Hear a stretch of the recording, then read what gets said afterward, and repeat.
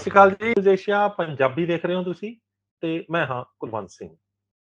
ਸਿਹਤ ਮਾਮਲਿਆਂ ਨੂੰ ਲੈ ਕੇ ਮੈਂ ਔਰ ਡਾਕਟਰ ਅਵਧੇਸ਼ ਪਾਂਡੇ, ਬੜਾ ਵੱਡਾ ਨਾਮ ਹੈ ਔਰ ਗਿਆਨ ਤੁਸੀਂ ਅੱਜ ਤੱਕ ਜਿੰਨਾ ਵੀ ਇਹਨਾਂ ਤੋਂ ਲਿਆ ਉਹ ਸਾਰਾ ਦਾ ਸਾਰਾ ਤੁਸੀਂ ਬਹੁਤ ਜ਼ਿਆਦਾ ਤੁਸੀਂ ਉਹਨਾਂ ਨੂੰ ਪੁਰਾਣਾ ਕੀਤੀ ਹੈ, ਤੁਸੀਂ ਉਹਨਾਂ ਦੀ ਤਾਰੀਫ ਕੀਤੀ ਹੈ। ਮੈਂ ਔਰ ਡਾਕਟਰ ਅਵਧੇਸ਼ ਪਾਂਡੇ ਅੱਜ ਇੱਕ ਵਾਰ ਫਿਰ ਇੱਕ ਨਵੀਂ ਵਿਚਾਰ ਚਰਚਾ ਦੇ ਨਾਲ ਤੁਹਾਡੇ ਰੂਬਰੂ ਹੋਏ ਹਾਂ ਤੇ ਮੇਰਾ ਦਾਅਵਾ ਹੈ ਕਿ ਅੱਜ ਦੀ ਜਿਹੜੀ ਵਿਚਾਰ ਚਰਚਾ ਅਸੀਂ ਫੇਰ ਕਰਨ ਜਾ ਰਹੇ ਹਾਂ ਉਹ ਇੱਕ ਵਾਰ ਫੇਰ ਤੁਹਾਨੂੰ ਹੈਰਾਨ ਵੀ ਕਰੇਗੀ ਔਰ ਤੁਹਾਡੇ ਮੂੰਹ ਚੋਂ ਅਖੀਰ ਚ ਨਿਕਲੇਗਾ ਵਾਹ ਕੀ ਜਾਣਕਾਰੀ ਸੀ। ਡਾਕਟਰ ਸਾਹਿਬ ਤੁਹਾਡਾ ਨਿਊਜ਼ ਏਸ਼ੀਆ ਪੰਜਾਬੀ ਤੇ ਬਹੁਤ ਬਹੁਤ ਸਵਾਗਤ ਹੈ ਜੀ। ਸਤਿ ਸ਼੍ਰੀ ਅਕਾਲ ਜੀ। ਸਤਿ ਸ਼੍ਰੀ ਅਕਾਲ ਡਾਕਟਰ ਸਾਹਿਬ, ਪਿਛਲੀ ਇੱਕ ਵੀਡੀਓ ਦੇ ਵਿੱਚ ਆਪਾਂ ਇੱਕ ਜ਼ਿਕਰ ਕੀਤਾ ਸੀਗਾ ਕਿ ਸਾਰੀਆਂ ਬਿਮਾਰੀਆਂ ਦੀ ਮਾਂ ਜਿਹੜੀ ਹੈ ਉਹ ਇਨਫਲਾਮੇਸ਼ਨ ਹੈ। ਇਨਫਲਾਮੇਸ਼ਨ ਸੋਜਿਸ਼ ਜਿਹਨੂੰ ਹਿੰਦੀ ਚ ਕਹਿੰਦੇ ਜੀ ਥੋੜਾ ਜਿਹਾ ਜਾਣਕਾਰੀ ਆਪਾਂ ਸਟਾਰਟ ਇੱਥੋਂ ਕਰੀਏ ਵੀ ਬੋਡੀ ਦੇ ਅੰਦਰ ਸੋਜਿਸ਼ ਹੁੰਦੀ ਕਿਉਂ, ਕੀ ਕਰਨਾ ਚਾਹੁੰਦੀ ਹੁੰਦੀ ਹੈ ਬੋਡੀ ਉਸको ਸੋਜ ਚ ਲਿਆ ਕੇ ਕੀ ਕਰਨਾ ਚਾਹ ਰਹੀ है body. Thank you for asking this question, this is a very important question. और दर्शकों के लिए मैं ये बताना चाहूंगा, इन्फ्लेमेशन दो तरह के होते हैं जी। इन्फ्लेमेशन दो तरह के होते हैं जी।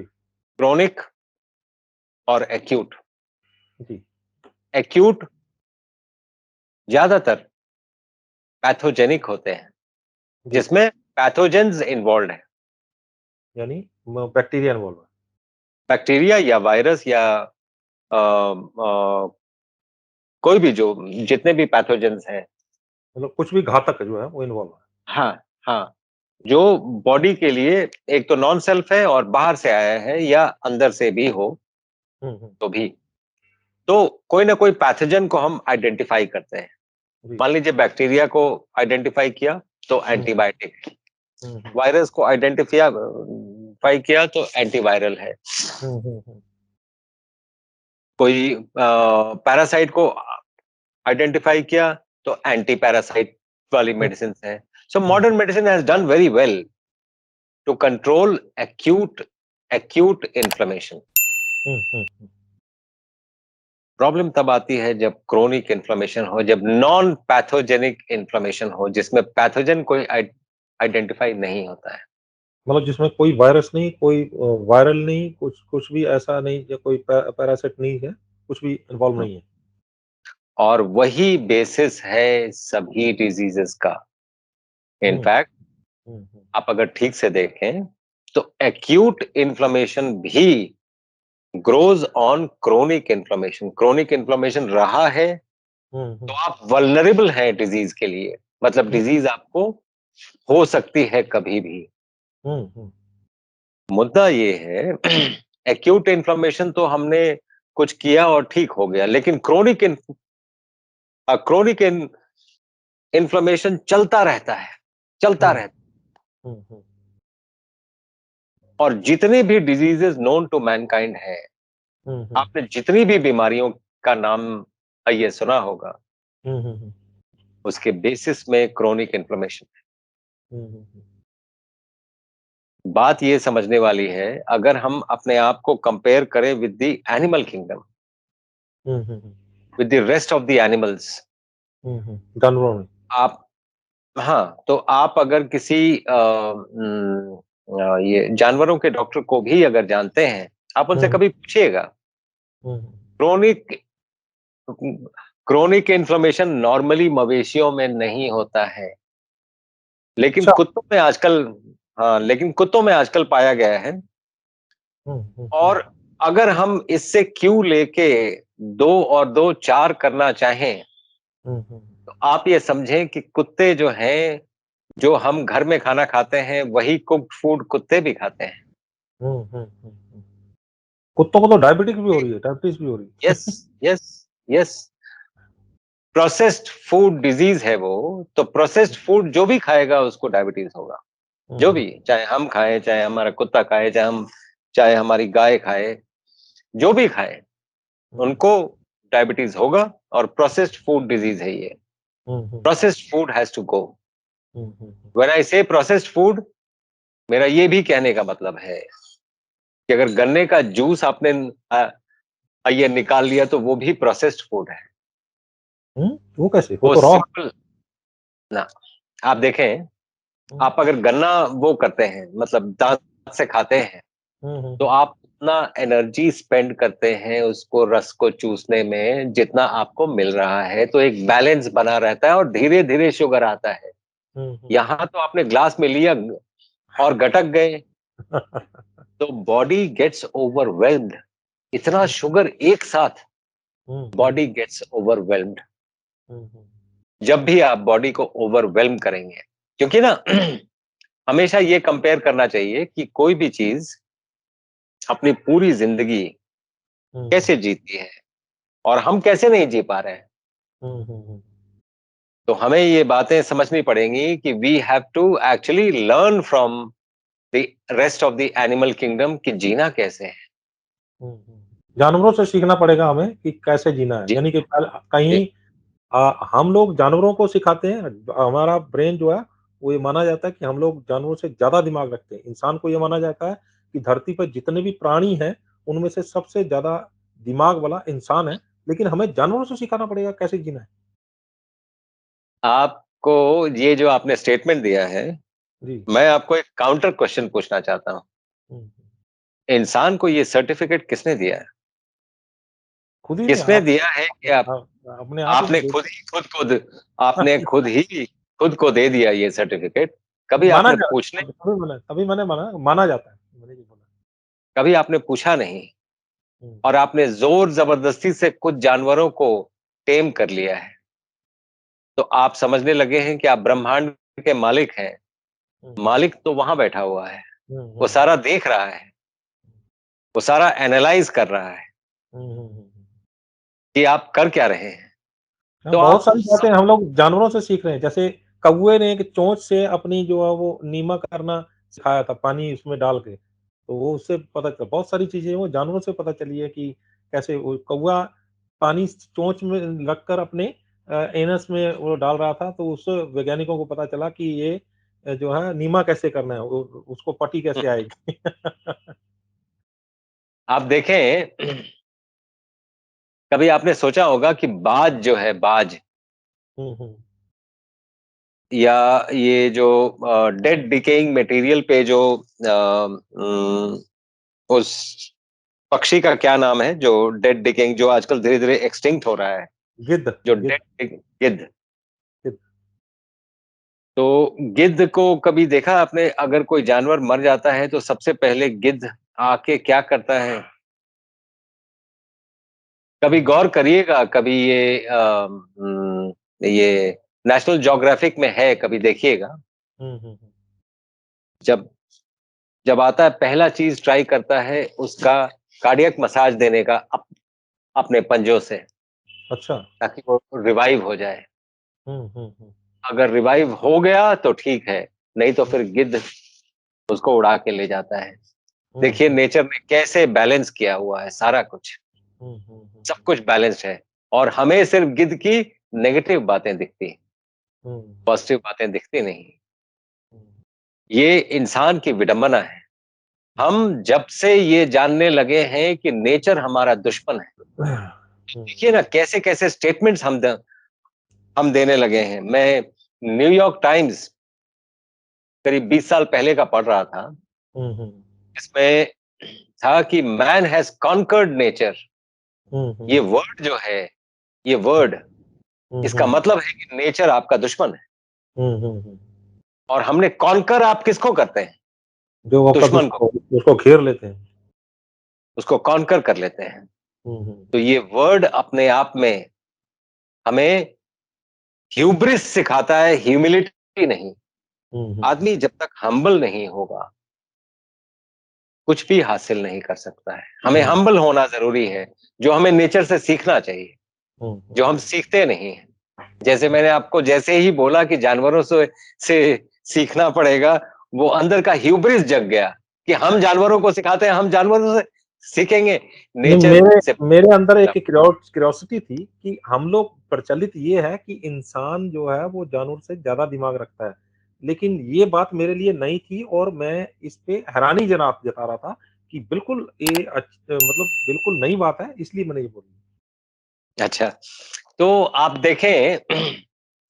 देखें मैं हमेशा ये एग्ज़ाम्पल देता हूँ और भी कई जगह जहाँ भी हमारे इंटरव्यूज़ होते हैं, मैं हमेशा एक एग्ज़ाम्पल देता हूँ, कई हैं, लेकिन ये सबसे स सबसे ठीक एग्ज़ाम्पल है कि एक बर्ड जो है, साइबेरियन क्रेन, हुँ, हुँ, हुँ। साइबेरिया से चलती है और हुँ, यहाँ तरन-तारन तक या मेडिटेरेनियन तक पहुँच जाती है, हुँ, हुँ, हुँ, बिना किसी इंडिकेशन के कि राइट मोड़ना है, लेफ्ट मोड़ना है। हुँ, ज़रा हुँ। सोच के देखें कि उसको रास्ता कौन बताता है? कोई उसको नहीं। उसको कहते हैं क्वांटम कनेक्शन। हुँ, हुँ, हुँ, पूरा ब्रह्मांड कनेक्टेड है हुँ, हुँ, हुँ, और उस कनेक्शन से उसको रास्ता मिलता रहता है। हुँ, हुँ, हुँ, डिस्कनेक्टेड अगर कोई है पूरे ब्रह्मांड में तो इंसान है। Hmm, hmm, you are disconnected. Hmm, rubber का जूता पहनते हैं आप, हुँ, हुँ, धरती से डिस्कनेक्ट हो गए आप। हुँ, धरती से जो सिग्नल्स मिल रहे हैं, हुँ, हुँ, जो इलेक्ट्रिकल सिग्नल्स आ रहे हैं, चूँकि जूता-चप्पल रबर का सोल है, हुँ, बैड कंडक्टर ऑफ इलेक्ट्रिसिटी है, hmm, hmm, bad conductor of heat है, तो आपको इंडिकेशन धरती से मिल नहीं रहा है। हुँ, हुँ, पलंग पे सोते हैं आप, हुँ, हुँ, ज़मीन पे सोने वाले, ज़मीन के रम्बलिंग्स को पहचानते हैं, उनको हुँ, पता चल जाता है कि अर्थक्वेक आने वाला है हुँ, और हम पलंग पे सोते हैं, हमें तो पता ही नहीं चलता है और हम अपने आप को ज़्यादा डेवलप्ड समझते हैं। कहीं न कहीं इस बात में क्वेश्चन मार्क है। हुँ, हुँ, हमें क्वेश्चन मार्क लगाना पड़ेगा कि इस बात में कहीं न कहीं कोई न कोई प्रॉब्लम है। हुँ, इसलिए आप एक छोटा-सा चीज़ देखिए, कभी पेड़ को गौर से देखिएगा, हुँ, हुँ, हुँ, एक पत्ते की छाया दूसरे पत्ते पे नहीं पड़ती है, हुँ, हुँ, सूरज कहीं भी हो। हुँ, हुँ, इससे बड़ा साइंस क्या हो सकता है? हुँ, इससे बड़ा साइंस क्या है? कि जिस बिल्कुल। दिन एक पत्ते की छाया दूसरे पत्ते पे पड़ने लगी, ये जो नीचे वाला पत्ता है गिरने वाला है। हुँ, हुँ, हुँ, ये नेचर का रूल है और इससे बड़ा साइंस नहीं हो सकता है। हुँ, आपके घर के बाहर पेड़ होगा, कभी गौर से देखिएगा हुँ, और कितनी पत्तियाँ हैं और सूरज कहीं भी रहता है। हुँ, हुँ, हुँ, एक पत्ती की छाया दूसरे पत्ते पे नहीं पड़ती है।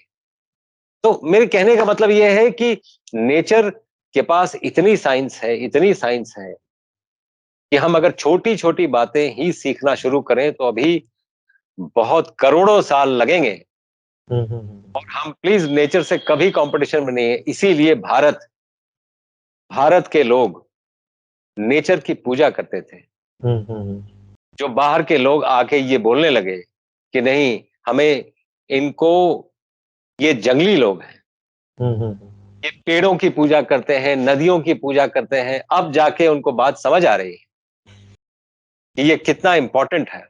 हुँ, हुँ, हुँ, खैर हम बातों-बातों में विषयांतर हो गए। इन्फ्लेमेशन।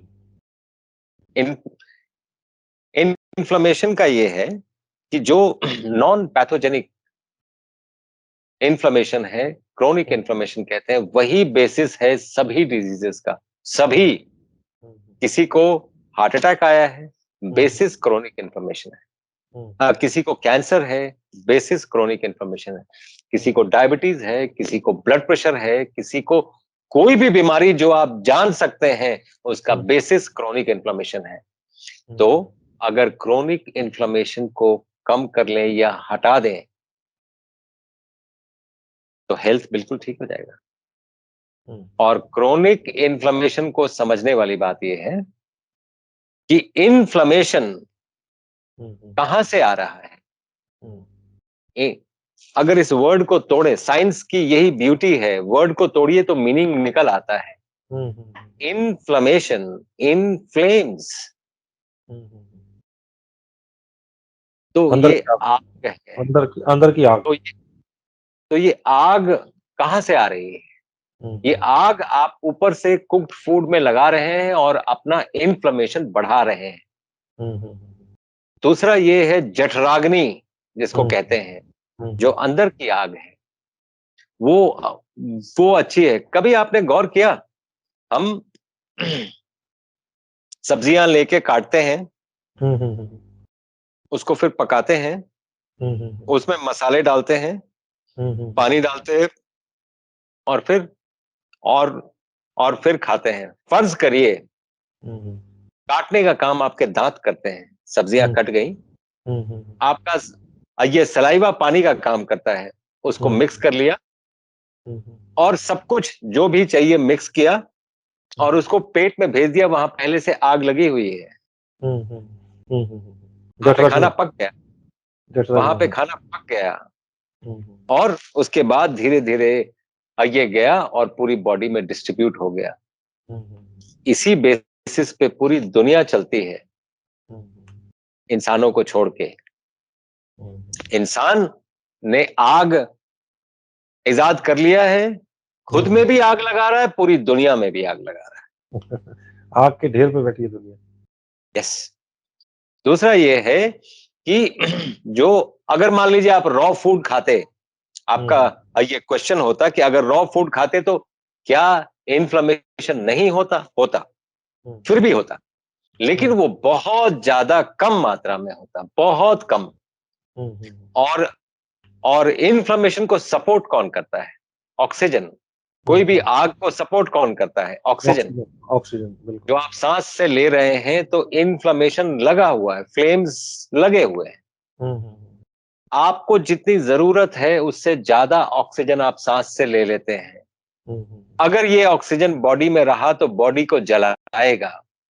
इसीलिए एंटीऑक्सीडेंट्स जो हम खाते हैं, रॉ फूड जो है, कार्बन रिच फूड, इस ऑक्सीजन से कंबाइन करके कार्बन डाइऑक्साइड बना के निकाल देता है, ताकि आप ऑक्सीजन एक्सेस भी निकल गया, आप आग से भी बच गए, आग के प्रोपगेशन से, तो क्रोनिक इन्फ्लेमेशन कम हो गया। इसलिए आप अगर रॉ फूड या अनकुक्ड फूड ज्यादा खाएंगे और एंटीऑक्सीडेंट्स ज्यादा लेंगे तो क्रोनिक इन्फ्लेमेशन आप कम करेंगे और बीमारियां कम हो जाएंगी। अगर किसी को कोई बीमारी है भी तो वो बहुत कम या चली जाएगी, दवाइयों की जरूरत नहीं पड़ेगी। हमारा आपसे बात करने का हमेशा माध्यम नहीं, पर्पस ये होता है कि सोसाइटी में डिजीज ना रहे। मैं क्यों ऐसा करता हूं? क्योंकि एक डॉक्टर बनने का बेसिक एम क्या होता है कि सोसाइटी में डिजीज ना रहे। आप देखिए, मैं एक एग्जांपल आपको दूंगा। एक लॉ कॉलेज में ये मुझे बुलाया गया था लेक्चर के लिए। मैंने वैसे एक स्टूडेंट से पूछा कि आप क्या बनना चाहते हैं? उन्होंने ये कहा कि मैं क्रिमिनल लॉयर बनना चाहता हूं। तो मैंने वैसे पूछा कि लॉ लॉ जो ये पढ़ाया जाता है उसका बेसिस क्या है, क्यों पढ़ाया जाता है लॉ यूनिवर्सिटीज में? तो ऑब्वियस आंसर था कि लॉयर बनने के लिए। और पुलिस फोर्स क्यों होती है? लॉ एंड ऑर्डर मेंटेन करने के लिए। तो कॉप क्यों बोलते हैं? कम्युनिटी ओरिएंटेड पुलिस सर्विसेज को कॉप्स कहते हैं, इसीलिए कॉप कहते हैं। कम्युनिटी ओरिएंटेड पुलिसिंग कॉप कहते हैं, राइट? इन लोगों का बेसिस क्या है, क्या होना चाहिए कि सोसाइटी में क्राइम ना हो? और बच्चे क्या बोल रहे हैं? क्रिमिनल लॉयर बनना चाहते हैं। आप देखिए, हम जहां से चले थे उस बेसिस को ही हम कितने लोगों को पता है कि लॉ क्यों पढ़ाया जाता है? कि सोसाइटी में क्राइम ना हो, ये बेसिस है। इसीलिए डॉक्टर इसलिए बनते हैं कि सोसाइटी से डिजीजेस गायब हो जाए। तो हमारा आपसे बात करने का हमेशा ये पर्पस होता है कि सोसाइटी में डिजीजेस ना रहे। सोसाइटी अगर हेल्दी हो तो हम हेल्दी नेशन बना पाएंगे और पूरी दुनिया हेल्दी हो जाए। मेरा भी यही मकसद रहता है डॉक्टर साहब कि मेरा ये चैनल चलाने का मकसद ये था कि दुनिया को जो है वो बीमारियों से मुक्त किया जाए, उन तक सही जानकारियाँ पहुँचाकर। उनको अगर वो घर बैठे ठीक कर सकता है, तो घर बैठे ठीक कर सकते हैं, और अगर कोई नहीं ठीक कर पा रहा, तो उनको ऐसे डॉक्टर से मिलवा लिया जाए, जिनको इस तरह से ठीक करने की पूरी जानकारी हो। तो यही मेरा मकसद है, यही मेरा मिशन है इस बहुत चैनल अच्छी। के लिए। तो आगे बढ़ते हैं। इन्फ्लेमेशन की आपने बात की है, क्रॉनिक और पैथोजेनिक। तो पैथोजेनिक और क्रॉनिक जो आपने समझा दिया है, लेकिन 2 चीज़ें जो है वो अभी बाकी हैं, क्योंकि एक आपने बोला कि वायरसेस और उसमें वायरल और उसमें वायरसेस होते हैं और उसमें पैरासाइट्स होते हैं और उसमें जो है वायरल्स भी होते हैं। तो ये 3 चीज़ें अगर उसमें और भी बहुत होते हैं, लेकिन अ, साइंस ये बोलती है, लेकिन जो आपके जैसे डॉक्टर्स हैं, वो अक्सर ये बोलते हैं कि वायरसेस और वायरल्स और जो पैरासाइट्स हैं, ये सारे अपने दुश्मन नहीं हैं, ये हमारे दोस्त हैं। हमें बॉडी को इम्यूनिटी जो है बढ़ाने के लिए आते हैं, तो इम्यून सिस्टम बढ़ जाता है, तो वो ये चले जाते हैं। तो फिर इन्फ्लेमेशन जो है, वो तो आगे चल के बीमारी बन जाती है। तो फिर इसमें हम कहाँ गलत हैं और कहाँ ठीक हैं? देखिए, इसमें कुछ बातें जो आपने ये पूछा है, इसका डायरेक्ट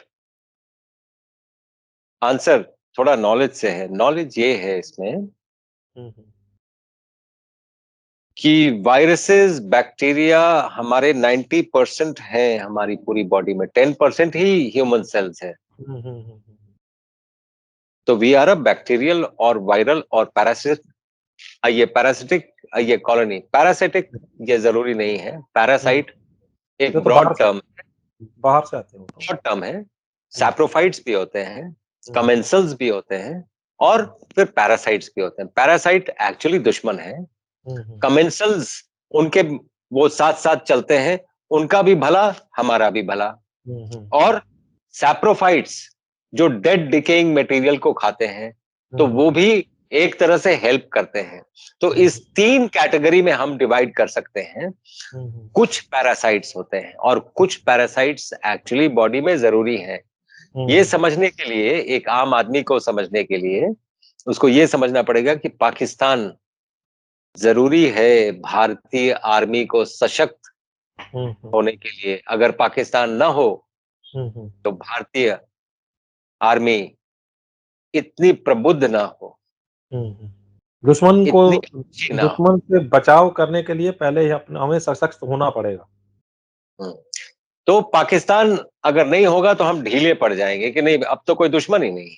हुँ, हुँ, हुँ, तो इसीलिए छोटे-मोटे दुश्मन ज़रूरी भी हैं इम्यून सिस्टम को सज्ज रखने के लिए, ताकि हुँ, आप हमेशा तैयार रहें हुँ, हुँ, और इस बॉडी को प्रोटेक्ट करते रहें। हुँ, इसीलिए पैरासाइट जो है although very small in number, वो हुँ, बॉडी में होते ही होते हैं और वो ज़रूरी भी है।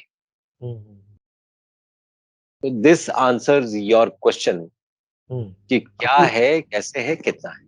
अच्छा, अभी आता हूँ मैं जो इन्फ्लेमेशन के ऊपर। हुँ, बॉडी जो है, हमने कुक्ड फूड खाया, अंदर गया वो, तो उसके बाद बॉडी का रिएक्शन शुरू हो गया। बॉडी ने उसको अ, इन्फ्लेमेशन सोजिश देनी शुरू कर दी अलग-अलग पार्ट्स में। तो बॉडी जब शरीर में सोजिश देनी शुरू करती है, तो आप जैसे डॉक्टर्स हमेशा ये बोलते हैं कि बॉडी हमेशा कुछ ना कुछ ऐसा करती है जिससे उसको उसने अपना बचाव खुद करना होता है, हीलिंग खुद करती है वो। तो क्या करना चाह रही हो? उस वक़्त इन्फ्लेमेशन देकर बॉडी क्या करना चाह रही है? देखिए, अगर आपने कोई इंसल्ट किया है, उस इंसल्ट को ये बॉडी अगर एक एक जगह पे ले लेगी, तो वो ऑर्गन जल जाएगा। उसको हुँ, डिसिपेट कैसे करेगी? उसको यहाँ-वहाँ ये कैसे करे? इसलिए इमीडिएटली ब्लड वेसल्स सबसे ज़्यादा है बॉडी में।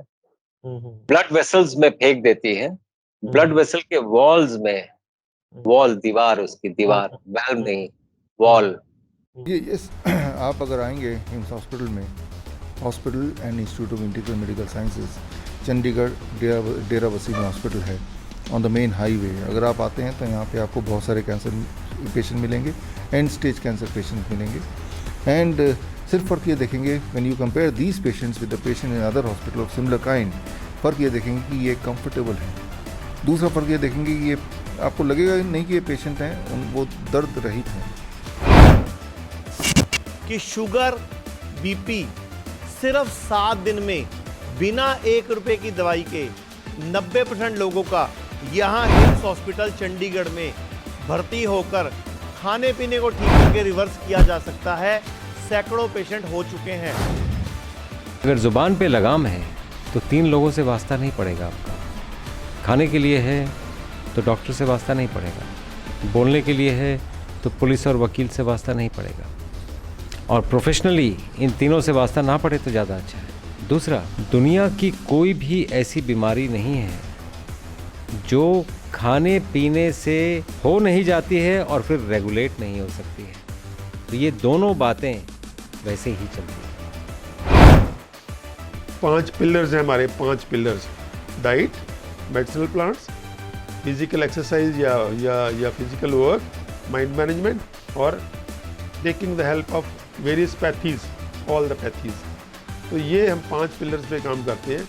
जब हम इन 5 पिलर्स पे काम करते हैं तो बॉडी अंदर से जब हील होने लगती है तो थायराइड की समस्या जो अपने आप ही ठीक होने लगती है। चंडीगढ़ में भारत का पहला इंटीग्रेटेड मेडिकल साइंसेज का हॉस्पिटल शुरू किया गया है, जिसका नाम हिम्स रखा गया है, hospital and institute of integrated medical sciences, जहां एलोपैथी, आयुर्वेद, होम्योपैथी, नेचुरोपैथी सब एक ही साथ पेशेंट को ठीक करने के उद्देश्य से काम करती हैं सारी पैथी। इसमें डॉक्टर विश्वरूप राय चौधरी, डॉक्टर अमर सिंह आजाद, डॉक्टर अवधेश पांडे, आचार्य मनीष, डॉक्टर खादर फली और इन सब की पूरी नॉलेज, ट्रेनिंग और एजुकेशन को यूज किया जा रहा है। लीवर फेल हो, किडनी खराब हो, हार्ट की प्रॉब्लम हो, जोड़ों का दर्द हो, ऑटो इम्यून डिजीज हो, स्टेज 4 कैंसर हो, कोई भी ऐसी बीमारी जो डॉक्टर ने आपको लाइलाज बताई हो या आपको कोई ऑपरेशन बताया हो, तो आप हिस हॉस्पिटल हिम्स में संपर्क कर सकते हैं और बीमारी की जड़ पर काम कर सकते हैं। रहना, खाना, पीना सब अरेंजमेंट है। अभी भारत में पटियाला में, जीरकपुर, चंडीगढ़, डेराबस्सी और दिल्ली में 14 क्लिनिक शुरू हो चुके हैं, जहां पर सिर्फ खाना पीना और लाइफस्टाइल को ठीक करके बीमारियों को रिवर्स करना सिखाया जाता है। और एक हॉस्पिटल डेराबस्सी जो चंडीगढ़ में है वो शुरू हो चुका है। ये सब हिम्स के नाम से काम कर रहे हैं। तो अगर आप भी किसी गंभीर बीमारी से परेशान हैं तो जल्द संपर्क करें हिम्स हॉस्पिटल चंडीगढ़ में। दीवार में ये जब चीजें जाती हैं वहां पे इन्फ्लेमेशन कॉज करती हैं। और इन्फ्लेमेशन का बेसिस ये आर्टराइटिस ही है, जो वेसल्स में इन्फ्लेमेशन होता है और धीरे धीरे वो अगर बढ़ता जाएगा तो ल्यूमेन कम होता जाएगा। इसी को एथेरोस्क्लेरोसिस कहते हैं। तो एथेरोस्क्लेरोसिस हम रोक भी सकते हैं, रिवर्स भी कर सकते हैं। अगर हम कुक्ड फूड बिल्कुल ही छोड़ दें तो एथेरोस्क्लेरोसिस रिवर्स भी होता है। There are so many scientific papers on this, so many, not one, not two, so many. Problem ये है कि हम वही पढ़ते हैं जो हमें सूट करता है। नॉलेज के लिए बहुत कम लोग पढ़ते हैं। अगर आप पढ़ना चाहें तो सैकड़ों से ज्यादा पेपर होंगे कि एथेरोस्क्लेरोसिस रिवर्स कैसे होती है। तो ये आंसर था आपके प्रश्न। तो मतलब ये बॉडी अंदर जो है वो अपने वाइटल ऑर्गन्स को बचाने के लिए वो सोजिश जो है, वो सोजिश वाला जो जितना भी काम होता है वो वेसल्स में भेज देती है ताकि उसमें कम नुकसान हो। बाकी हिस्सों में अगर जाएगा तो वाइटल ऑर्गन्स जो है वो ज़्यादा नुकसान जाएंगे। तो अब ये बताएं कि जब सोजिश आ गई तो आपने बोला वो क्यूमन जो है वो कम हो जाता है, उसमें ब्लॉकेज आनी शुरू हो जाती है, जो वेन्स में और आर्टरीज में ब्लॉकेज आनी शुरू हो जाती है जी। तो जब ये ब्लॉकेज आ गई तब आपने बोला कि आपने कुक्ड फूड, पका हुआ खाना जो है वो खाना बंद कर दीजिए। तो जब पका हुआ खाना हम लोग बंद कर देते हैं तो उससे भी ये ठीक हो जाता है। लेकिन उससे भी पहले ये सवाल पैदा होता है कि रूमेटाइड आर्थराइटिस, थायराइड, उसमें और बहुत सारे जो है जैसे यूट्रस की प्रॉब्लम्स है, फाइब्राइड सिस्ट, है ना? जितने भी ऐसे जो है वो ऑटोइम्यून डिसऑर्डर्स हैं, ये फिर ये कैसे इसमें इन्फ्लेमेशन का क्या रोल रहता है? बॉडी ट्यून्ड है कॉम्प्लेक्स चीजों को लेके सिंपलिसिटी में ब्रेक करने में और एब्जॉर्ब करने में। अगर हम पहले से ही सिंपल चीज ले रहे हैं तो बॉडी को बहुत कम टाइम ये लगता है उसको ब्रेक करने में और एब्जॉर्ब करने में, तो वो फट से एब्जॉर्ब हो जाता है। इसीलिए आप देखेंगे कुक फूड खाने के बाद शुगर इमीडिएटली स्पाइक करता है डायबिटीज वालों को। और रॉ फूड इसलिए हम देते हैं कि रॉ फूड कम से कम शुगर स्पाइक थोड़ा बहुत अगर कुक्ड है स्पाइक भी कर गया, स्पाइक का उतना प्रॉब्लम नहीं है जितना लो शुगर का प्रॉब्लम है, क्योंकि low sugar cane cause death. बिल्कुल, बिल्कुल। तो शुगर लो ना हो इसके लिए अगर आपने कॉम्प्लेक्स शुगर्स ले लिए हैं जैसे रॉ फूड में है, तो वो धीरे धीरे ब्लड स्ट्रीम में आएगा और शुगर को मेंटेन करके रखेगा। ये बेसिस है रॉ फूड को देने का, और ये बेसिस है बॉडी का ठीक रहने का। तो जब भी आप प्रोसेस्ड फूड लेंगे तो शुगर स्पाइक करेगा। तो हमने अगर रॉ फूड खाना, जो कच्चा जो है वो खाना शुरू कर दिया, तो क्रॉनिक से क्रॉनिक डिजीज जैसे रूमेटॉइड आर्थराइटिस है, बहुत क्रॉनिक है। फाइब्राइड सिस्ट जो है वो भी क्रॉनिक माने जाते हैं। थायराइड है, इसका मॉडर्न मेडिकल साइंस में ये बोलते हैं कि सारी उम्र आप दवाइयाँ खाते चले जाइए। तो कितनी देर में ये इसमें मान लो क्रॉनिक से क्रॉनिक डिजीज भी है, हमने कुक्ड फूड छोड़ दिया और कितनी देर में वो रिवर्स होनी शुरू हो जाती है? आप सरप्राइज होंगे। आपको क्या लगता है जिंदगी भर ये लग जाएगा? हम इसीलिए पेशेंट्स को बोलते हैं हम ये सभी चीजें री इंट्रोड्यूस करेंगे, लेकिन वो वक्त हमारा होगा, वो हम आपको बताएंगे कब, अभी नहीं। सभी चीजें री इंट्रोड्यूस होंगी, लेकिन वो तरीके से री इंट्रोड्यूस होंगी और वो प्रोपोर्शन में री इंट्रोड्यूस होंगी ताकि हम ऑर्गन्स को बीमार ना करें। तो क्या तरीका होगा, कितना कॉम्बिनेशन होगा, ये इसका एक जनरल रूल नहीं है। It has to be tailor made for each and every patient. वो डिपेंड करता है कि उसका बैकड्रॉप क्या है। जैसे क्यों मैं बोल रहा हूं, one size fits all, 7 number का जूता सब में फिट कर जाएगा, ये बिल्कुल नहीं होगा। तो वन साइज फिट्स ऑल वाली स्थिति नहीं ना होगी, ना होनी चाहिए। हर एक इंडिविजुअल डिफरेंट है, उसके लिए उसको टेलर मेक करना पड़ेगा कि कैसे है। और ओबेसिटी हमारा क्यों बढ़ रहा है? क्योंकि हम प्रोसेस्ड फूड ज्यादा खा रहे हैं। जैसे मैंने आपको बताया कि गन्ने का जूस भी प्रोसेस्ड फूड है, it is not normal food. तो गन्ने का जूस पीना कैसे चाहिए? पीना कैसे चाहिए? मतलब अगर वो पी रहा है बंदा, उसको कैसे पीना चाहिए? उसको मुंह में घुमा के थोड़ी देर रोक के फिर अंदर भेजना चाहिए। कम से कम आपको आधा घंटा लगना चाहिए एक गिलास का जूस पीने में, आधा घंटा। और बहुत धीरे धीरे एज इफ आप गन्ना चूस रहे हैं। ऑल्दो गन्ना चूसने के बेनिफिट्स आपको नहीं मिलेंगे। अगर आप चूसते तो ये जो 43 मसल्स हैं फेस पे, ये एक्शन में आते और चेहरा टाइट हो जाता। लेकिन आपके पास इतना टाइम नहीं है, ना टाइम है ना पेशेंस है।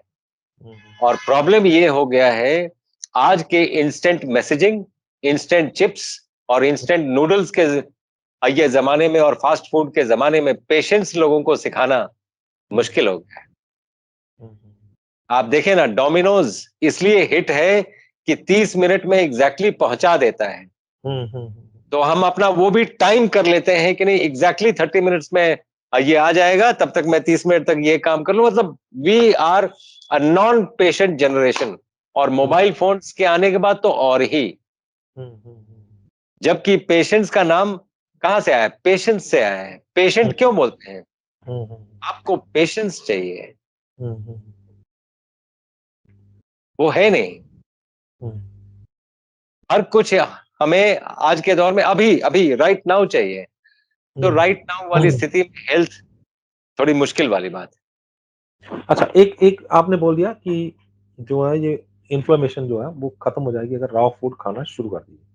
लेकिन मॉडर्न मेडिकल साइंस जो है वो पेन किलर के साथ जो है एंटी इन्फ्लेमेटरी जो है वो दवाएं देती है। तो आप लोग जो ये बोलते हैं कि अ, जो भी दवाइयाँ हैं, अंग्रेजी दवाइयाँ हैं, वो केमिकल है, वो खराब करती हैं। तो क्या मतलब इसकी क्या साइंस, इसमें ये मतलब एंटी इन्फ्लेमेटरी हमने खाया, सोज कम होगी, नहीं होगी, कैसे होगा उसमें? क्योंकि वो तो है, उसका तो नाम ही एंटी इन्फ्लेमेटरी रखा हुआ है। अभी जो मैं आपको बात बोलूंगा, हुँ। इसमें कई डॉक्टर्स को इसमें ऐतराज़ अ, होगा। ऐतराज होगा, लेकिन फिर भी मैं बोलूंगा, हुँ, जितने स्टडीज हैं हुँ। हल्दी पे, इस पे, मोस्टली मैं जानता हूं कितने हुँ, स्टडीज हैं और क्या क्या उसके रिजल्ट्स क्या क्या है। हुँ।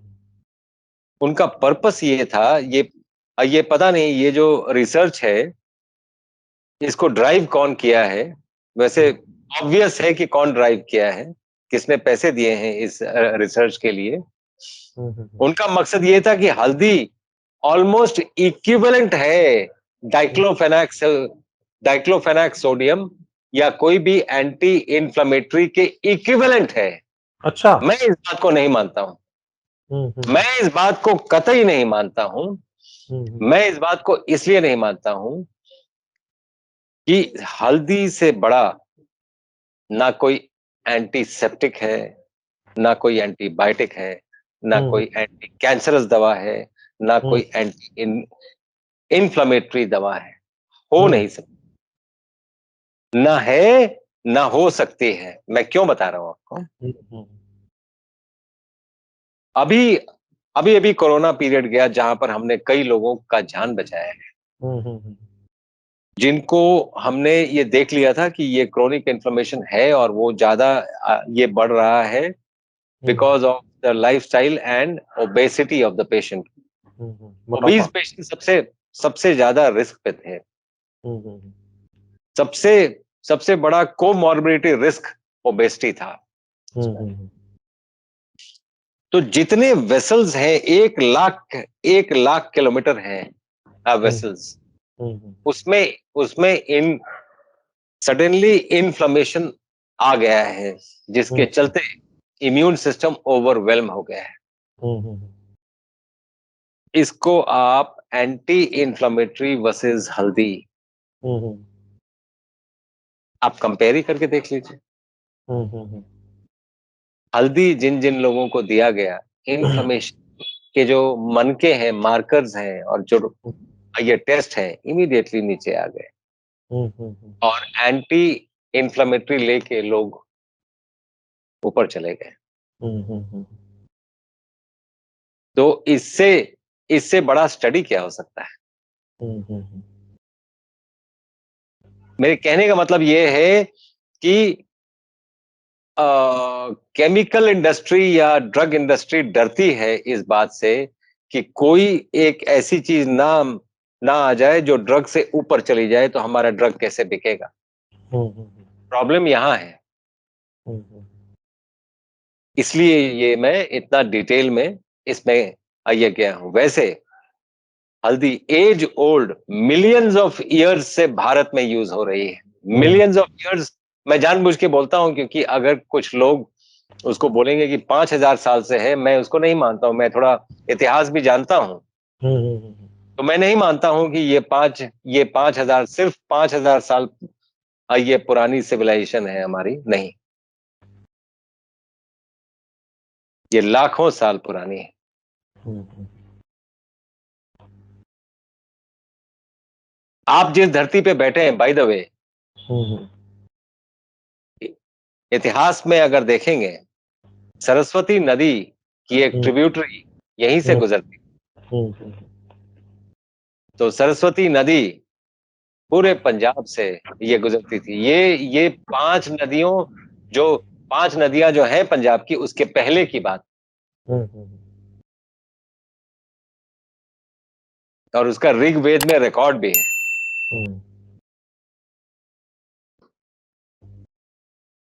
जी। तो आपका कहने का मतलब है कि जिसको भी कोई भी डिजीज है, अभी आपने पहले ये बोला कि हर डिजीज, हर बीमारी की माँ जो है वो इन्फ्लेमेशन है। तो जी। दैट मीन्स, और अभी आपने ये बोल दिया कि एंटी इन्फ्लेमेटरी दवा से कोई भी दवा हल्दी का मुकाबला नहीं कर सकती। इसका बिल्कुल। मतलब है कि हर बीमारी में, किसी भी बीमारी में हल्दी देना बहुत ज़रूरी है।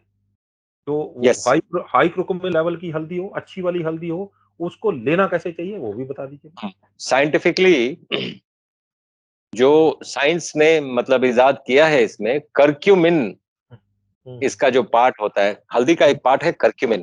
कर्क्यूमिन बिल्कुल, बिल्कुल। उसका तो लेवल होता है। करक्यूमिन तो करक्यूमिन जो है वो बहुत ज्यादा एंटी इन्फ्लेमेटरी है। हुँ, हुँ, लेकिन करक्यूमिन का प्रॉब्लम ये है कि वो स्टमक में मेटाबोलाइज हो जाता है, हुँ, वो डाइजेस्ट हो जाता है, हुँ, हुँ, वो वहां तक पहुंच नहीं पाता है। हुँ, हुँ, अगर उसको छुपा के स्टमक से निकालना है हुँ, हुँ, तो बेस्ट ये है कि पेपरामीन, एक एक होता है ब्लैक ब्लैक पेपर जो होता है, उसमें पेपरामीन होता है। हुँ, हुँ, पेपरामीन थोड़ा सा मिक्स कर दे तो हुँ। हल्दी 2000 टाइम्स ज्यादा पोटेंट हो जाता है। थोड़ा-सा इसको रिफाइन करके समझाइए, थोड़ा-सा रिफाइन करके समझाइए। हल्दी में 1 चम्मच हल्दी में एक एक ये चुटकी ब्लैक पेपर डाल काला दें। नमक, काला नमक। काला नमक नहीं, ब्लैक का पेपर, का काली मिर्च। काली मिर्च। जी, जी, जी। उसको डाल के अगर ले लें हल्दी के साथ मिला के, हुँ। हल्दी 2000 टाइम्स ज्यादा इफेक्टिव हो जाएगी। क्या बात है! क्या बात है! क्या बात है! ये बहुत बढ़िया जानकारी आपने दी है कि हल्दी में, मान लीजिए एक बंदे ने दूध में हल्दी डाल के लेना है या फिर उसको हल्दी का काढ़ा बना के लेना है उसमें। अब दूध दूध तो हम लोग मना करते हैं, काढ़ा बना के लेना है उसमें हल्दी का। तो हल्दी, जितनी हल्दी डाली है, थोड़ी-सी अगर हम उसमें काली मिर्च भी डाल देते हैं, तो वो मतलब उसके बराबर की दवाई कोई नहीं है। ये भी आप बोलना चाहते हैं, यही बोलना चाहते नहीं, मैं आपके फर्स्ट पार्ट से सहमत नहीं हूं। हैं? हुँ, आप पानी में, सिंपल पानी में या हुँ, ल्यूक वार्म जो पीने लायक पानी हो, अभी हुँ। आजकल विंटर चल रहा है, ल्यूक वार्म बिल्कुल मतलब उ- कोसा पानी होता है, कोसा पानी होता है। उसका ठंडापन चला गया। हुँ, हुँ, गर्म नहीं है वो, क्योंकि हुँ, गर्म में तो जल जाएगा। हुँ, हुँ, हुँ, ठीक है। आप जो काढ़ा बोल रहे थे, हुँ, काढ़े में तो जल जाएगा वो। हुँ, हुँ, हुँ, तो वो बहुत ही ल्यूक वार्म पानी हो, उसमें 1 चम्मच हल्दी डालिए, हुँ, 1 हुँ। चुटकी काली मिर्च डालिए, ये मिलाइए और पी जाइए। ऐसे मतलब ये तो ऐसा अंदर निकालना मुश्किल नहीं हो जाएगा, निगलना उसको? है ना? बिल्कुल मुश्किल नहीं। अगर आप 2 बार ऐसा कर लेते हैं, हुँ, हुँ, दिन में? तो ये आप यकीन करके चलें, अगले 1 महीने तक करिए हुँ, हुँ, और 6 मंथ्स तक हुँ, हुँ, आपको इसके इफ़ेक्ट दिखने लगेंगे। एक आजकल तो बहुत सिंपल है ना इफ़ेक्ट देखना। हुँ, हुँ, हुँ, एक सेल्फी ले लीजिए, हुँ, हुँ। 1 वीक बाद फिर सेल्फी ले लीजिए, आपका स्किन ही बताने लगेगा अच्छा, तो कि हल्दी का इफ़ेक्ट क्या हो रहा है। मैं तो करके देखने वाला हूँ ये। बिल्कुल, आप बिल्कुल करें। हुँ, हुँ, हुँ।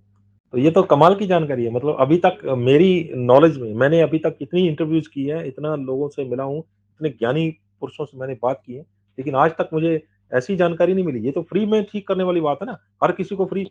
आपने बोला कि हर बीमारी की माँ जो है, वो इन्फ्लेमेशन है, सोजिश है। तो साथ में ये भी बोल दिया कि एंटी इन्फ्लेमेटरी जो है, वो दवा हल्दी से ऊपर कोई भी नहीं है। तो हल्दी में अगर ब्लैक पेपर डाल के, उसमें काली मिर्च थोड़ी-सी डाल के उसको पिया जाए डेली, तो फिर तो इसका मतलब है कि हर बीमारी ठीक करती है। रूमेटॉइड एब्सोल्यूट आर्थराइटिस, जो बिल्कुल, है ना?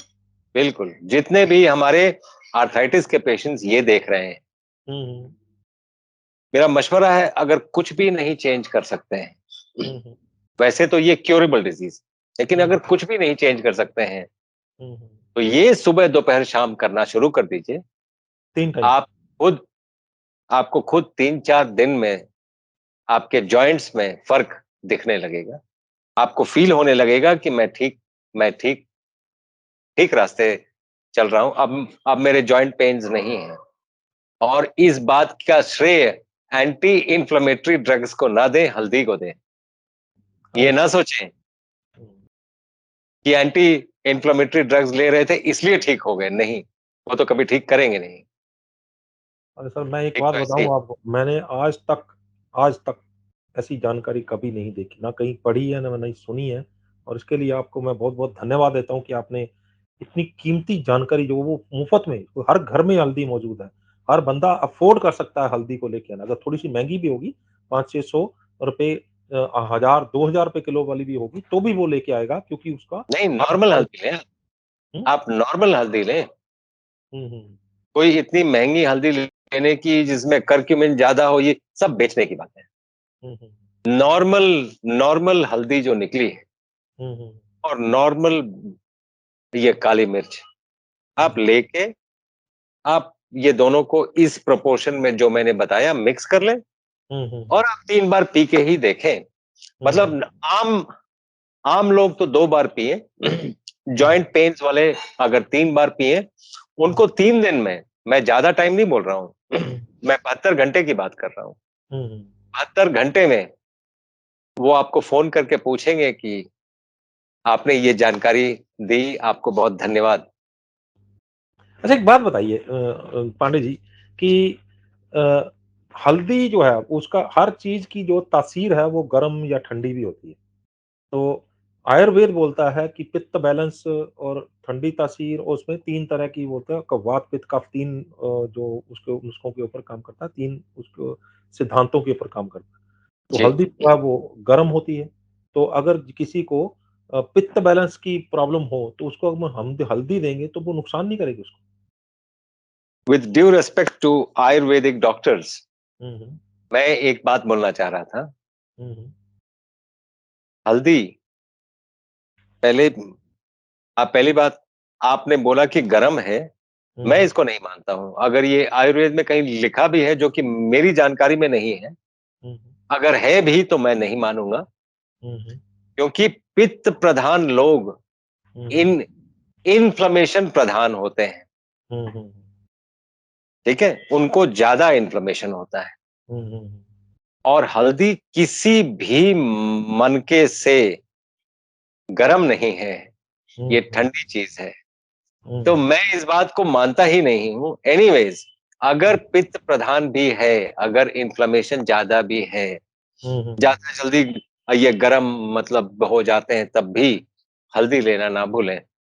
हुँ, हुँ, हुँ। बहुत कुछ आपका ठीक करेगा। और जिनका पित्त प्रधान नहीं है, हुँ, जो हुँ। थोड़ा कम है, जिनका वात ज्यादा है या ये है, कफ तो ज़्यादा है। तो एक ये गर्म पानी में जो भी आप ये मसाला टी में यूज करते हैं, हुँ, हुँ। वो इन वो ये गर्म पानी में डालिए, हुँ, और उसकी ये चुस्की लेके ग्रीन टी, हुँ, हुँ। ये हुआ नेचुरल ग्रीन टी। हुँ, हुँ। आपको वो बैग्स में क्यों चाहिए? पैसे ज्यादा हैं हुँ, तो हुँ। आप भगवान के घर में डोनेट कर दीजिए, आप गुरुद्वारे में डोनेट करिए, जो मतलब दसवंत का जो है, हुँ, हुँ, हुँ। आप आप डोनेट कर दीजिए। हुँ, हुँ। आपको टी बैग्स क्यों चाहिए? इससे अच्छा ग्रीन टी क्या हो सकता है? कैसे मसाला टी कैसे? उसमें क्या-क्या डालना पड़ेगा? जिसमें तेज पत्ता भी हो, जिसमें हुँ। अ, दालचीनी भी लौंग हो। लौंग भी हो, दालचीनी भी हो, इलायची भी हो, हुँ। और थोड़ी-सी अदरक भी हो, थोड़ा सौंफ नींबू भी भी डाल लें उसमें, सौंफ सौंफ भी भी हो। हो। हुँ, हुँ। जी, आप देखिए कितना टेस्टी टी है ये। हुँ, हुँ, हुँ। हमें ग्रीन टी क्यों चाहिए? हुँ, हुँ। तो ये मेरे हिसाब से इससे बड़ी जानकारी जो है वो कभी ना मिली है किसी को और ना मिलेगी, क्योंकि आपने तो मतलब एक कारोबार ही बंद कर दिया सबका। मतलब ये अगर ऐसे इससे ठीक हो जाएगा, तो अभी तो वो डॉक्टर विश्वरूप राय चौधरी ने एक बात बोली थी कि जो किडनी रिवाइव हो सकती है टिल डाउन और दूसरे हॉट वाटर थेरेपी से, तो 1 लाख करोड़ का जो बिज़नेस बंद होने के कगार पे आने वाली बात हो गई थी, उसके बाद वो बोला गया था कि उनके ऊपर एफआईआर दर्ज करवाई थी, तो आपने तो पूरा सिस्टम ही बंद करने की बात कर दी। तो मुझे लगता है कि ये बड़ी बात है और इसमें बड़ा हड़कंप मचने वाला है। मुझे बड़ी खुशी होगी अगर कुछ पेशेंट्स ये ट्राई करके ठीक हो जाएं, तो बड़ी खुशी होगी मुझे। मैं फीडबैक के लिए इंतजार करूंगा आपका। हाँ, वो मैं ये दर्शकों को गुज़ारिश करूँगा कि ये फीडबैक जो है वो हमें इसी जो वीडियो के नीचे जो है वो फीडबैक ज़रूर दें, क्योंकि डॉक्टर साहब इस फीडबैक को ज़रूर जानना चाहेंगे और मैं भी उत्सुकतावश इस चीज़ को जानना चाहूँगा कि इसका आगे असर क्या होने वाला है। जो डॉक्टर साहब ने जानकारी दी है, क्या उनको इसका कुछ फ़ायदा हुआ है? और फ़ायदा हुआ है तो कितना हुआ, कितनी देर में हुआ, ताकि और लोगों तक भी ये जानकारी पहुँचे और उनको शेयर ज़रूर कर दीजिएगा। डॉक्टर साहब, आपका इतनी बेशकीमती आपने जानकारी दी है, आपका बहुत-बहुत धन्यवाद। Thank you sir. Thank you.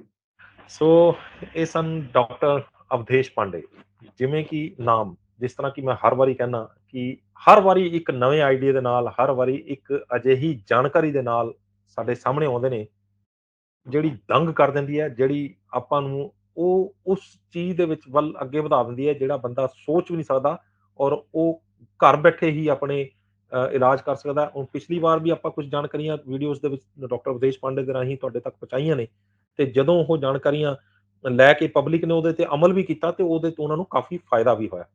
ਸੋ ਤੁਹਾਨੂੰ ਇਹ ਵੀ ਗੱਲਬਾਤ ਤੁਸੀਂ ਦੇਖਿਓ ਔਰ ਇਸ ਤੋਂ ਬਾਅਦ ਤੁਸੀਂ ਆਪਣੀ ਰਾਏ ਸਾਨੂੰ ਸਾਡੇ ਕਮੈਂਟ ਬਾਕਸ 'ਚ ਜ਼ਰੂਰ ਦੇਣਾ ਕਿ ਇਹ ਕਿਸ ਤਰ੍ਹਾਂ ਲੱਗੀ ਤੁਹਾਨੂੰ ਇਹ ਜਾਣਕਾਰੀ, ਤੇ ਇਹ ਜਾਣਕਾਰੀ ਲੈਣ ਤੋਂ ਬਾਅਦ ਜਦੋਂ ਤੁਹਾਨੂੰ ਜੇਕਰ ਇਹ ਵਧੀਆ ਲੱਗਦੀ ਹੈ ਤੇ ਇੱਥੇ ਕਮੈਂਟ ਕਰਕੇ ਦੱਸਣਾ, ਤੇ ਇਸ ਨੂੰ ਅੱਗੇ ਸ਼ੇਅਰ ਜ਼ਰੂਰ ਕਰ ਦੇਣਾ ਵੀਡੀਓ ਨੂੰ, ਤਾਂ ਕਿ ਇਸ ਦੀ ਜਾਣਕਾਰੀ ਜਿਹੜੀ ਹੈ, ਕਿਉਂਕਿ ਹਰ ਬੰਦੇ ਦੇ ਘਰ ਦੇ ਵਿੱਚ ਜੇ 5 ਜੀ ਨੇ ਤਾਂ ਉਹਦੇ ਵਿੱਚੋਂ 4 ਜਾਂ 3 ਬਿਮਾਰ ਨੇ, ਤੇ ਜੇਕਰ ਹਰ ਬੰਦੇ ਦੇ ਘਰ ਦੇ ਵਿੱਚ ਜਾਣਕਾਰੀ ਪਹੁੰਚਦੀ ਹੈ ਤਾਂ ਉਹਦੇ ਇੱਕ ਹਲਦੀ ਔਰ ਕਾਲੀ ਮਿਰਚ ਵਾਲਾ ਜੇ ਕੋਈ ਉਹ ਨੁਸਖਾ ਅਪਣਾਉਂਦਾ ਹੈ, ਜਾਂ ਫਿਰ ਜਿਸ ਤਰ੍ਹਾਂ ਦੀ ਚਾਹ ਡਾਕਟਰ ਸਾਹਿਬ ਨੇ ਦੱਸੀ ਹੈਗੀ ਹੈ, ਜੇ ਉਹ ਚਾਹ ਉਸ ਤਰ੍ਹਾਂ ਦੀ ਚਾਹ ਹਰ ਬੰਦਾ ਪੀਂਦਾ ਤੇ ਚਾਹ ਉਸ ਤਰ੍ਹਾਂ ਦੀ ਪੀਣ ਲੱਗ ਜਾਂਦਾ, ਤੇ ਮੈਨੂੰ ਲੱਗਦਾ ਕਿ ਇਹ ਦੇਸ਼ ਜਿਹੜਾ, ਇਹ ਵਿਸ਼ਵ ਜਿਹੜਾ ਇਹ ਬਿਮਾਰੀਆਂ ਤੋਂ ਮੁਕਤ ਹੋਣ ਵਾਲਾ ਹੈ।